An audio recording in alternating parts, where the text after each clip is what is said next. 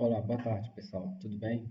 Sou o professor Wallace Carvalho, responsável da disciplina de Física 3, e vamos dar sequência ao nosso conteúdo, o qual anteriormente nós abordamos a questão do magnetismo, ou seja, suas propriedades, sua interação, a questão também relacionada ao ímã, o qual tem sua determinada perspectiva quanto à sua análise de dados. Perfeito.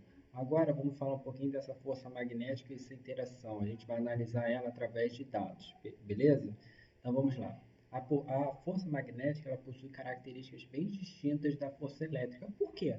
Porque a força elétrica ela começa a agir de acordo com uma carga elétrica no momento que ela interage, ela entra, ela penetra na região onde existe campo elétrico. Beleza. Agora, se a carga penetra em um campo magnético, isso nem sempre acontece, pois o que? O campo magnético ele atua em cargas que estejam o quê? Em repouso, estejam em estáticas. Essa é a ideia que o quê? O campo magnético não atua nessas determinadas especificações, perfeito? Então, diante disso, ele precisa de quê? De movimento. Então, quando a gente tem um movimento, a gente está falando basicamente de velocidade. Então, a gente vai retratar a força magnética em relação a essa configuração, analisando a velocidade em relação à presença de um campo magnético, beleza?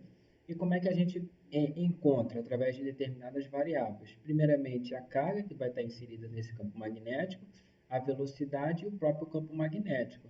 Só que a relação entre V e B é tudo vetorial. Consequentemente, a nossa força vai ter o quê? Módulo, direção e sentido.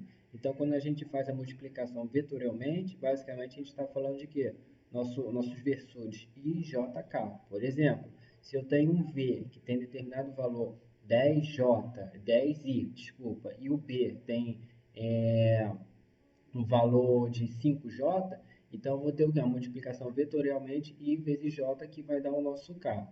Trabalhando ela de uma forma escalar, como é que a gente vai fazer? Através dessa segunda formulação. QVB vezes o seno. Onde que esse ângulo está representado? Basicamente por onde? Através da nossa regra da mão direita. Ou seja, é o ângulo que está fazendo entre o meu campo magnético e a minha determinada velocidade. Então, como é que a gente vai fazer isso em relação à nossa regra? A direção do campo magnético é através do que? Nosso dedo médio. O indicador vai indicar o que? A direção da minha velocidade. Então, esse ângulo que ele vai estar o quê? Realizando, que a gente vai conseguir diagnosticar. E o polegar, basicamente, está em relação ao quê? A nossa determinada força magnética. E é assim que a gente faz a nossa determinada constatação.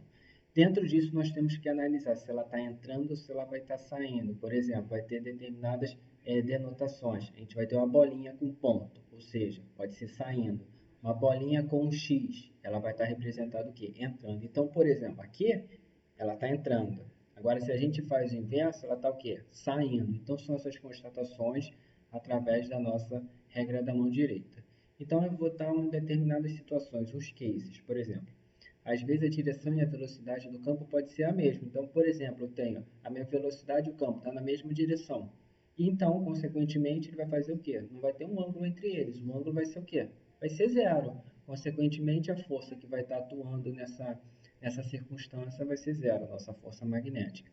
Mas em outros casos, quando a partícula for lançada perpendicularmente, quando eu falo perpendicular, o ângulo entre a velocidade e o campo vai ser o quê? 90 graus. Então, o seno de 90 é 1. Então, a nossa força vai ser encontrada através de quê? QVB. É essa situação que eu quero passar para vocês. Aqui está essa especificação, a parte da nossa força magnética. Ó. Quando a carga está em repouso, ou seja, não tem movimento, a força magnética é zero. Quando a carga é lançada na direção do campo, ou pode ser um ângulo de 0 graus ou 180. Consequentemente, também vai ter a mesma situação em relação à nossa força magnética, beleza? E quando é lançada a 90 graus, vai ser força magnética igual a QVB.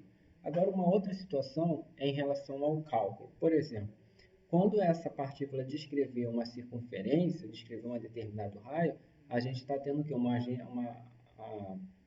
atuação de uma outra força, quando tem nesse questionamento, basicamente a força centrípeta. Então, de acordo com essa situação aqui, eu tenho um ciclo, tá o que?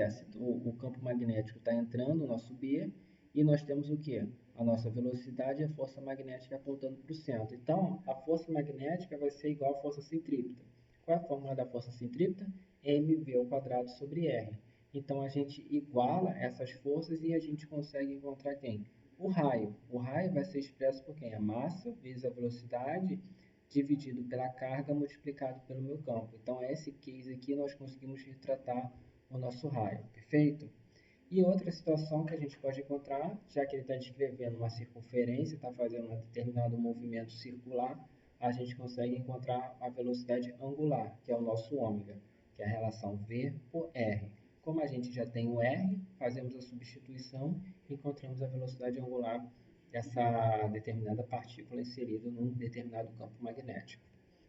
Aqui eu tenho alguns cases também relacionados à força magnética sobre um fio condutor retilíneo. Então, eu vou ter uma corrente passando nesse fio, vou ter a atuação da força magnética, do meu campo magnético, a interação entre eles. Diante disso, consigo encontrar quem? A intensidade da minha força, que é basicamente qual? O campo magnético vezes a minha corrente, vezes o comprimento do fio e o seno do ângulo. O ângulo é referente à velocidade e o sentido do meu campo magnético.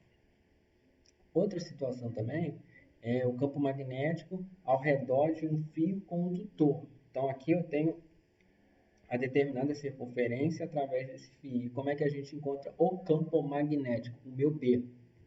É através daquela lei de Biot-Savart, onde nós temos o quê? A integral fechada de P dl é igual a μ0 vezes I, onde esse μ0 representa o quê? A permeabilidade magnética do vácuo. E vale 4π vezes 10 a menos 7 Tesla vezes m dividido por A. Então, assim, a gente consegue diagnosticar o nosso campo magnético através dessa circunferência concêntrica em relação ao meu condutor.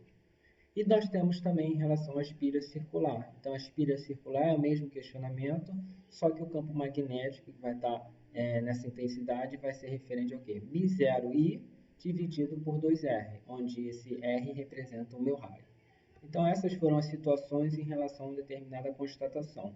O outro é um campo em relação ao solenoide. Solenoide, basicamente, é um fio condutor enrolado por espiras iguais de um lado ao outro. Então, como é que a gente encontra o campo magnético dela?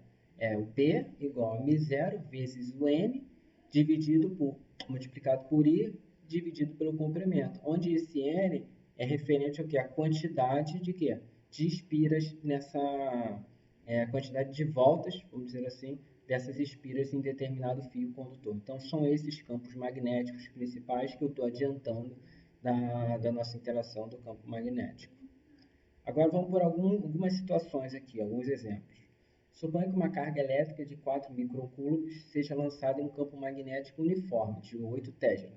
Então, eu já sei que o ângulo entre minha velocidade e o meu campo magnético é 60 graus. Qual vai ser a força magnética se ele for lançado a uma velocidade de 5 metros por segundo? Então, vamos lá. Eu sei que a minha força magnética é o quê? Q, VB, vezes o seno de θ. Lembrando, aqui eu não estou trabalhando com ela vetorialmente, está sendo tudo escalar. Então, basicamente, é só aplicar onde? Naquela segunda fórmula que eu abordei para vocês. Como a carga eu sei que é 4 vezes 10 a menos 6, a velocidade é 5 vezes 10 a 3, o B, o meu campo magnético é 8, e o seno de θ é referente ao quê? O seno de 60, porque o ângulo que está fazendo entre a velocidade e o campo é 60 graus. De acordo com isso, fazendo todas as simplificações matemáticas, nós conseguimos encontrar a força magnética, beleza?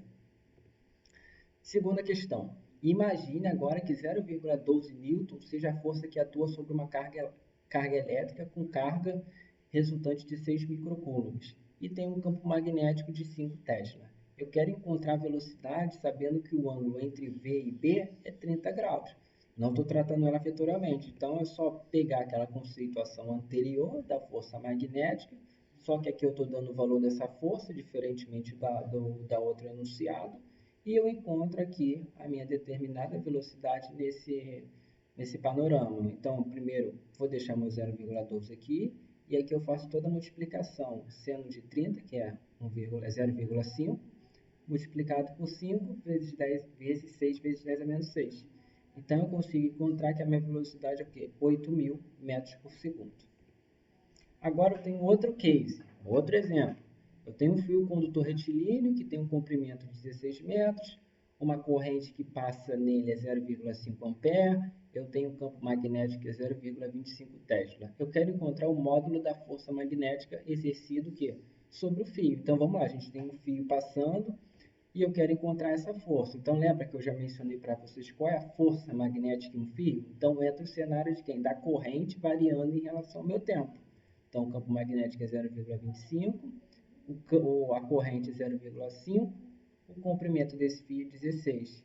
E o meu seno é o que? Em relação ao ângulo que ele vai estar realizando. Como é o que? 90, que ele está na minha vertical e o ângulo que ele faz com o meu V. Então, consequentemente, nós conseguimos encontrar a força magnética nessa situação. Beleza, pessoal? Então, essa daqui é uma última questão. Tem o mesmo raciocínio. Eu quero que vocês compreendam ela, basicamente. Se tiver alguma dúvida, me procure para fazer essa determinada processamento. Antes, bom, já vou diagnosticando. Eu tenho uma carga negativa de 3 microcoulombs, ele apresenta uma velocidade e está inserido em determinado campo magnético, que é 5 vezes 10 a menos 2 Tesla. Eu tenho os vetores aqui, o IJ, basicamente meu eixo X e Y. Eu quero caracterizar minha força magnética. Então, vamos lá. A força magnética é QVB vezes o seno. Então, o ângulo entre a velocidade e o campo é o quê? É 30, está aqui. Então, de acordo com isso, eu só tenho que ter cuidado que a carga eu trabalho em módulo. Então, em vez de colocar negativa, eu vou colocar o quê? Positiva. E o ângulo que está fazendo entre essas duas é o quê? 30 graus. Diante disso, eu consigo encontrar a minha força. Segundo ponto, mantendo-se fixo o valor de B, a carga é lançada com a mesma velocidade na direção do Y. Agora, aqui ela é lançada no meu eixo vertical, ao invés do eixo X. Como é que eu vou encontrar essa nova força? Força magnética é o quê? QVB e o seno. Só que o seno vai ser referente a 60 graus. Como isso aqui é um ângulo reto é 90 graus, eu já utilizei aqui é 30, como eu sei, então daqui para cima eu já sei que é o quê? 60. 60 mais 30, 90. E de acordo com essa situação, nós conseguimos encontrar o quê? A força magnética nela. Lembrando que aqui ela vai estar entrando e na outra a gente vai estar saindo. Então, essa é a ideia que a gente vai ter em relação ao nosso determinado cálculo de força magnética. Então, espero que vocês tenham entendido essas determinadas aplicações em relação ao nosso conteúdo. Beleza, pessoal? Um grande abraço, fiquem com Deus e se cuidem.